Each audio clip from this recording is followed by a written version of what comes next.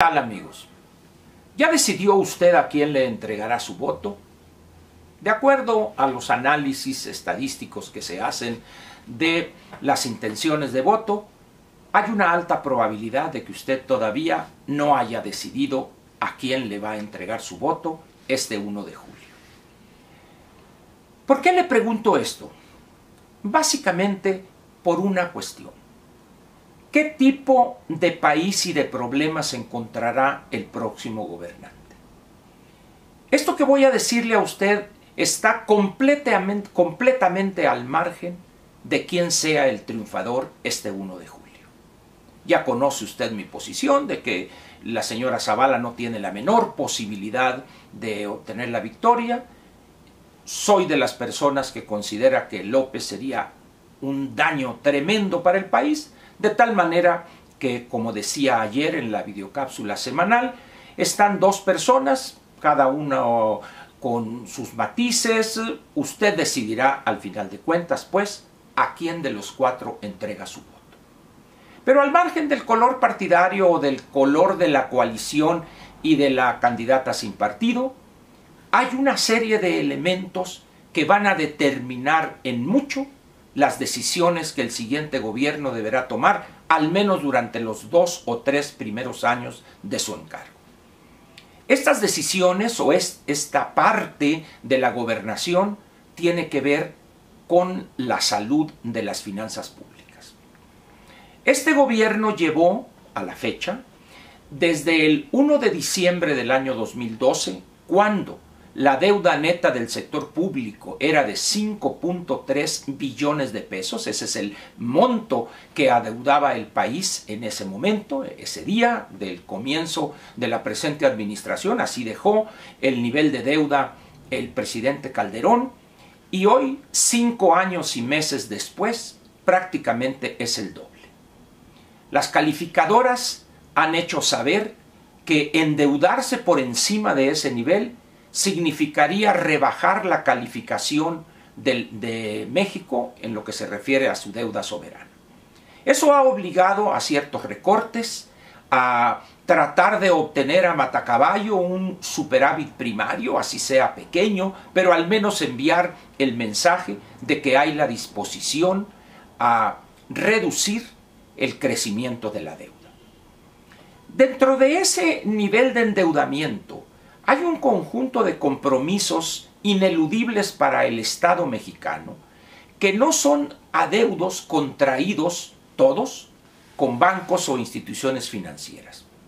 Uno de ellos, quizá el más importante por la amenaza que representa, es el pasivo que tiene el Estado mexicano contratado con millones de mexicanos que hoy gozan de una pensión, por magra que ésta sea. En el presupuesto de egresos de la Federación para este año, o mejor dicho, lo que en verdad va a tener que tomar del presupuesto, del gasto público, el Estado mexicano para pagar esas aportaciones para los pensionados, para pensiones, rondará al 31 de diciembre de este año probablemente los 780, 800 mil millones de pesos, para no batallar con las cuentas. A eso habrá que agregarle el costo financiero de la deuda del sector público federal, que andará también alrededor de los, diga usted, 660, 700 mil millones de pesos. Es decir, por esos dos conceptos nada más, estamos hablando de 1.5 billones de pesos. Prácticamente el 30% del monto total del presupuesto de egresos de la Federación deberá ser tomado de esa bolsota para las aportaciones a las pensiones y para pagar el costo financiero de la deuda, la cual difícilmente podría crecer más por las consecuencias negativas que tendría. Muy bien. ¿Será posible con esas constricciones en términos de gasto que el gobierno que entre pueda cumplir con todas las promesas que está haciendo? ¿Podrá López regalar ese torrente de dinero a millones de mexicanos, sean madres solteras, ninis, nones, viejitos, viejitas, ancianos, no tan ancianos? ¿Usted piensa que será posible hacer eso? Claro que es posible, siempre y cuando haya que recortar otros conceptos de gasto. Pero recortarlos implicará negociaciones muy duras, muy ríspidas con el Congreso, de tal manera pues que las limitaciones que en términos de la salud de las finanzas públicas y de los compromisos ineludibles dan por resultado que prácticamente la totalidad de las promesas que hacen hoy los cuatro sean, con ligeras variaciones por ahí, incumplibles. Y ellos lo saben. Ellos saben perfectamente que no pueden cumplir y sin embargo están prometiendo, como se dice coloquialmente, el oro y el moro. ¿Qué es lo que enfrentaríamos entonces en el país?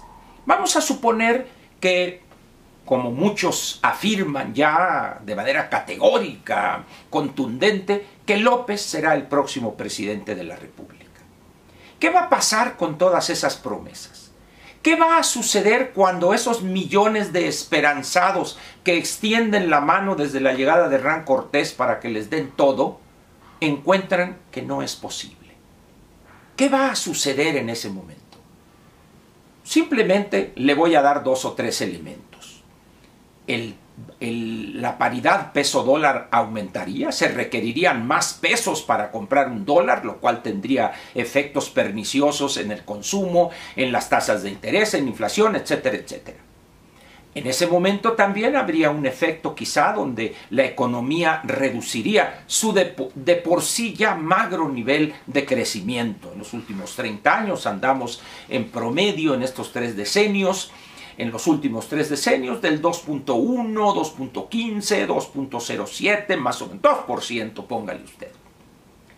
En esas condiciones, pues, importa mucho quién sea el próximo presidente de la República, con esas severísimas constricciones en materia de la salud de las finanzas públicas, y la respuesta, aun cuando pudiera pensarse que no, le diría que sí y mucho. ¿Por qué? Porque para poder tomar decisiones impopulares y dolorosas hay que entender el panorama completo. López es un irresponsable en materia económica y financiera y más aún en materia de la salud de las finanzas públicas.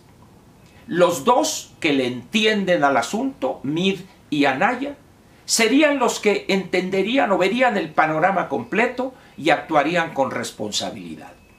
Quizá con mayor firmeza y decisión Anaya que Meade. Meade, un hombre eficaz, eficiente en el servicio público, pero un hombre sin carácter, sin decisión, sin firmeza ante los problemas. Es un excelente, como dirían en inglés, doer, una persona que hace cosas, que las termina bien, pero alguien le tiene que decir qué hacer, alguien fija la línea que debe seguir, en este caso Meade. Anaya, si bien algunos dicen que no tiene experiencia en materia de la gobernación, sin embargo, es una persona que tiene visión de futuro, es una persona, no lo dudo yo, que se allegaría institucionalmente de los mejores cuadros, tanto en la Secretaría de Hacienda como en la Secretaría de Economía, y el Banco de México lo apoyaría por su carácter autónomo.